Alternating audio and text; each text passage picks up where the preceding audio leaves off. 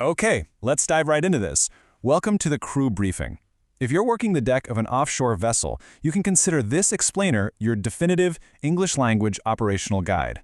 We're tackling one of the absolute highest stakes environments in the entire maritime industry, simultaneous operations or SIMOPS with offshore vessel cranes. And hey, everything we're covering today, it's not just theory, it's established, rigorous procedure. We're drawing these guidelines straight from the official Marine Platforms Limited's Offshore Cranes SIMOPS procedure document. Think of this as your authoritative playbook for keeping your vessel and your crew safe out there. So what exactly do we mean by SIMOPS in this context? Well, simultaneous operations are strictly designed to identify literally all safety aspects when you're using both vessel cranes at the exact same time. The core objective here is simple, but absolutely crucial: preventing incidents, and specifically avoiding that catastrophic scenario where two massive cranes come together, whether that's up on deck or deep subsea. To make sure you have a flawless shift, we're going to methodically cover 4 key areas today. First up, planning and preparation rules. Second, key roles and responsibilities. Third, essential communication protocols. And finally, the 3 SIMOPS methods. Okay, starting with Section 1, Planning and Preparation Rules, establishing the baseline. Look, disaster avoidance starts long before anyone even thinks about touching a crane's controls, right? Step 1. You absolutely must execute a clear job safety analysis, your JSA, and a toolbox talk. Step 2. Verify you've got a minimum 3-person crew. That means your crane operators and a deck foreman or offshore project supervisor. You simply cannot proceed with fewer people. And Step 3. I love this because it's such a brilliant visual safeguard. Your banksman has to be wearing a high-vis yellow jacket with banksman written right on it. That establishes a completely clear visual baseline of authority on what is usually a very busy deck. Moving on to Section 2, Key Roles and Responsibilities. The people. Now, what's really interesting about this setup is how strict physical boundaries are used to prevent total chaos. We've got 3 key roles here. First up, the banksman. They direct the safe movement of the crane and supervise the whole lift. Their unbreakable rule: they must stay in view of the crane operator at all times. Next is the rigger. They prep the load and check the gear, but their vital location rule is that they must retreat to a safe area the moment that load is actually lifted or lowered. Finally, the crane operator. Sure, they do the pre-use checks, but they're also responsible for verifying that everyone has clear escape routes before the lift even starts. Building on those roles, we have to talk about the safety absolutes. Guys, these are the hard and fast physical boundaries that literally save lives. The banksman must never, ever physically touch the load. Riggers, they must not touch a swinging or rotating load. They have to use taglines. And here's a very specific, critical metric. Riggers must not touch a load that's above hip height, which the manual strictly defines as 1.30 meters.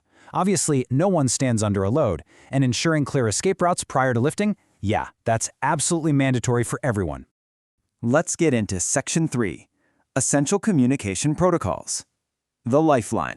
You really have to think of communication as the invisible lifeline connecting everyone on deck.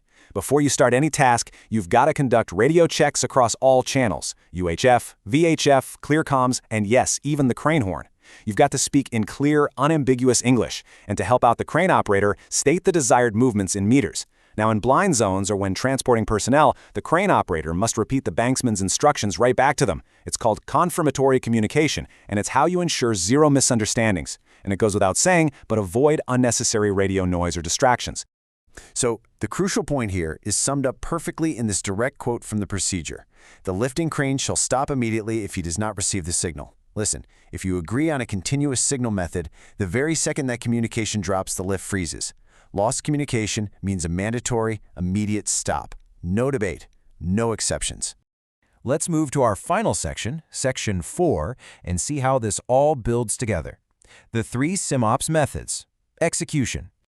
We kick things off with Method 1, which focuses on standard deck lifts using both the 250-ton and 20-ton cranes. For these everyday operations, the deck foreman acts as the banksman and is 100% in charge. The specific precautions for Method 1 are all about deck control. The deck foreman has to make sure all non-essential personnel are cleared out and placed safely behind effective barriers. A strict rule you've got to remember is that no loads are to be lifted outboard of the vessel unless you are explicitly set up in a safe handling zone. And, like we mentioned before, establish the use of taglines to control the load based on whatever the conditions throw at you. And this brilliantly illustrates the massive shift in complexity as we move off the deck. While Method 1 has the deck foreman in charge, focusing on taglines and handling zones, Method 2, subsea lifts, transfers command directly to the offshore project supervisor. Suddenly, your whole technical focus shifts to things like transponders, anti-heeling pumps, and navigating those treacherous splash zones. Diving deeper into Method 2, no pun intended, the underwater environment introduces some seriously massive, destructive variables. You have to use subsea transponders on the crane wires just to confirm depth and position. Operators need to be hyper-aware of extreme load weight shifts right as the equipment hits the water through the splash zone. Because of these crazy rapid shifts in stability, adhering to the anti-heeling pumps is non-negotiable. Plus, if both cranes share a load subsea, you have to be extremely careful that the smaller 20-ton crane doesn't suddenly take all the weight and blow past its safe working load. Why? Because immense hydrodynamic forces, we're talking subsea currents, pitch, roll, extreme vessel heave, can completely alter the forces at play in mere seconds. All right. Finally, we reach Method 3, operations, where your vessel's cranes are interacting with an FPSO crane or another offshore vessel's crane entirely. In this scenario, the deck foreman, acting as the banksman, steps back into the role of the person in charge. Now, Method 3 requires extreme caution. Think about it. You are dealing with two moving vessels. You have to account for the pitch, roll, and heave between them. When you're landing lifts on your deck from another vessel, riggers absolutely must not approach the lift until there is full, total slack on the crane wire. And finally, never use your own crane while the other vessel's crane is operating over your deck without explicit clearance. Everyone has to be fully aware of what's happening. The crane driver has to visually check constantly, while the deck foreman controls the whole shebang. At the end of the day, these rules for offshore crane SIMOPS are written with one single goal: getting everyone home safely. We've gone over the baseline preparations, the strict physical boundaries of your roles, the absolute lifeline that is continuous communication, and the shifting dynamics between deck, subsea, and multi-vessel lifts. Knowing these critical differences, are you fully prepared to communicate and execute flawlessly on your next SIMOPS shift? Internalize these procedures, respect the boundaries, and stay safe out there on the deck.